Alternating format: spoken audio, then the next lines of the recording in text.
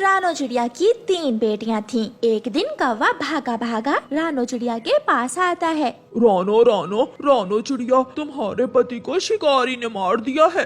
ये खबर तो रानो चिड़िया पर क़यामत बनकर टूटती है। वो रोने लग जाती है। ये क्या हो गया? अब मैं अपनी तीनों बेटियों का पालन पोषण कैसे करूंगी? मैं अकेले कैसे इस समाज का मुकाबला कर सकूंगी? रोती हुई चिड़िया घर जाती है। उसकी बच्चियां खाना मांग रही थीं, मगर वो रोती हुई अपनी सास से कहती है, माँ जी, सब खत्म हो गया। गुड़िया के पापा को शिकारी ने मार दिया है। मेरा बेटा मर गया। तेरी इन बेटियों का पेट भरते भरते मेरा बेटा अपनी जान से हाथ धो बैठा। अगर मेरे पोते होते तो वो मेरे बेटे की मदद करते। माँ जी, मुश्किल की इस घड़ी में आप क्यों मेरी बेटियों को दोषी कहने लगी हैं? 2-3 दिन ऐसे ही गुजर जाते हैं और फिर एक दिन रानो चिड़िया की सास अपनी बहू को घर से निकाल देती है। इस घर में अब तुम्हारे लिए कोई जगह नहीं है, चली जाओ। मैं तुम्हारी इन बेटियों को अपने घर में नहीं रख सकती। मम्मा चिड़िया अपनी सास की बहुत विनती करती है। कृपया करें माँ जी, ऐसा मत करें। मैं कहाँ जाऊँगी? मेरी बेटियाँ अभी छोटी हैं, मुझे घर से मत निकालें। मगर उसकी सास दरवाजा बंद कर लेती है। मम्मा चिड़िया अपनी बेटियों को लेकर दूसरे जंगल चली जाती है। ना घर था, ना कोई अपना। वो जंगल उस गरीब माँ चिड़िया के लिए अजनबी था। वो बेआसरा एक पेड़ पर बैठी हुई थी कि वहाँ एक तोता उड़ता हुआ आ जाता है। गरीब चिड़िया, शाम के इस समय तुम यहाँ बैठकर क्यों रो रही हो? तोते भैया, मेरी सास ने मुझे घर से निकाल दिया है। पुराने जंगल से आई हूँ, परेशान हूँ, कहाँ जाऊँ? मेरा कोई घर नहीं है। चिंता ना करो, मैं मदद करूँगा तुम्हारी। तुम मेरे साथ मेरे घर में आ जाओ। जब तक चाहो तुम मेरे साथ रह सकती हो। फिर वो तोता माँ चिड़िया को अपने साथ ले जाता है। ये मीठा फल और कुछ दाने घर में रखे हुए हैं मैंने, ये आप खा लो। चिड़िया की बेटियां भूखी थीं। चिड़िया अपनी बेटियों को खाना देती है और पेट भरने के बाद बच्चे सो जाते हैं। उस दिन के बाद चिड़िया तोते के घर में ही रहने लगी। चिड़िया सुबह सवेरे उठती और अपने बच्चों का दाना लेने चली जाती। तोता चिड़िया की मदद करता, क्योंकि तोता जानता था कि दाना कहाँ से मिलता है और मीठा फल किस दिशा में है। अब जाकर चिड़िया की जिंदगी में थोड़ा सुकून आ गया था। चिड़िया की सास बूढ़ी चिड़िया अब बहुत कमजोर हो गई थी। एक दिन वो पेड़ की एक डाल पर बैठी हुई थी कि तेज बारिश शुरू हो जाती है। बारिश में तो जवान पक्षी भी बहुत मुश्किल से उड़ते हैं। वो बूढ़ी जान कैसे उड़कर अपने घर तक जा सकती थी। वाह वाह, ऐसी बारिश में कमजोर पक्षी मिल गया, इसे खाकर पेट भर लेती हूँ। एक बड़ी चील सास चिड़िया पर हमला कर देती है। छोड़ दो मुझे, छोड़ दो।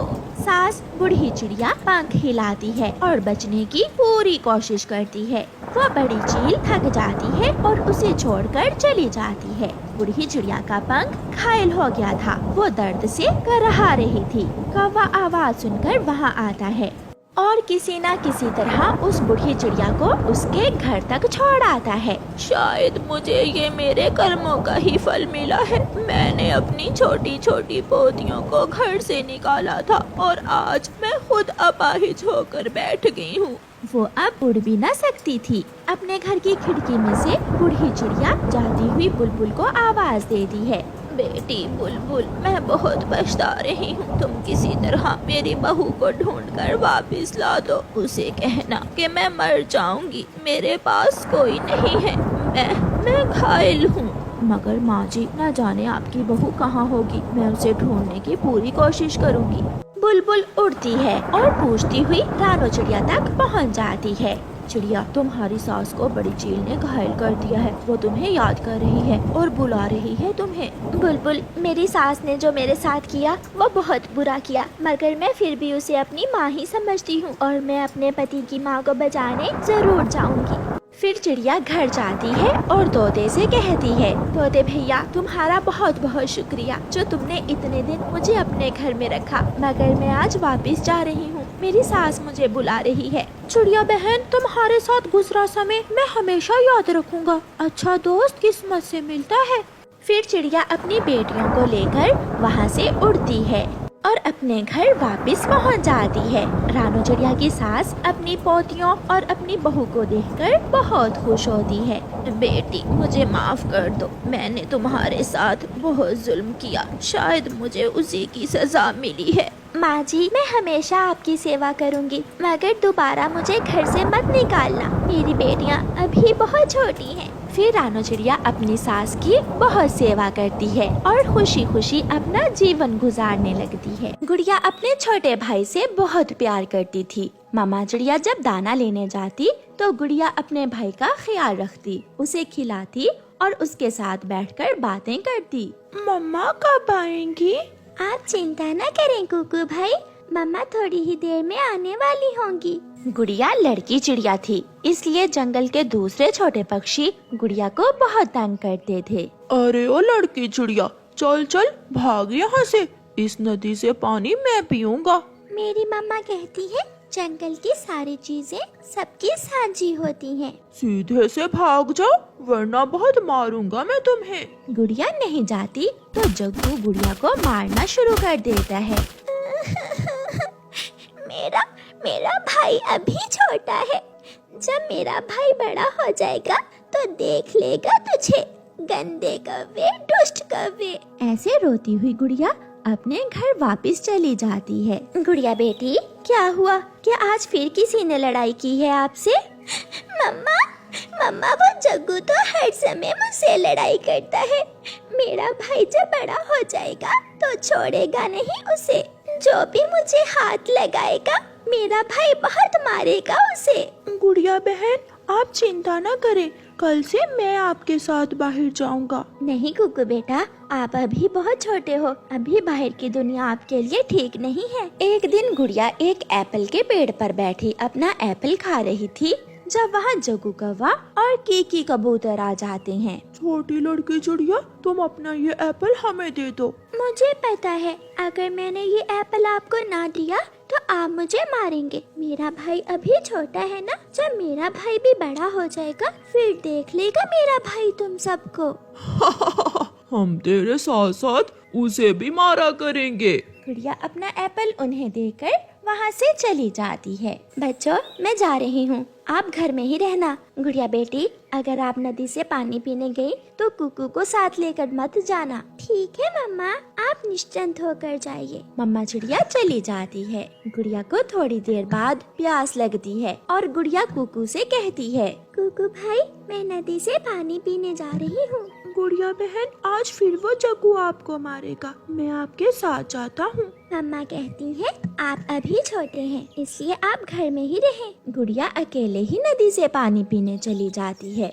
जब तक मैं घर से बाहर नहीं जाऊंगा सब मुझे छोटा छोटा ही कहेंगे। आज तो मैं गुड़िया बहन के पीछे जरूर जाऊंगा। ऐसा सोचकर कुकू अपनी बहन गुड़िया के पीछे पीछे उड़ता हुआ जाता है।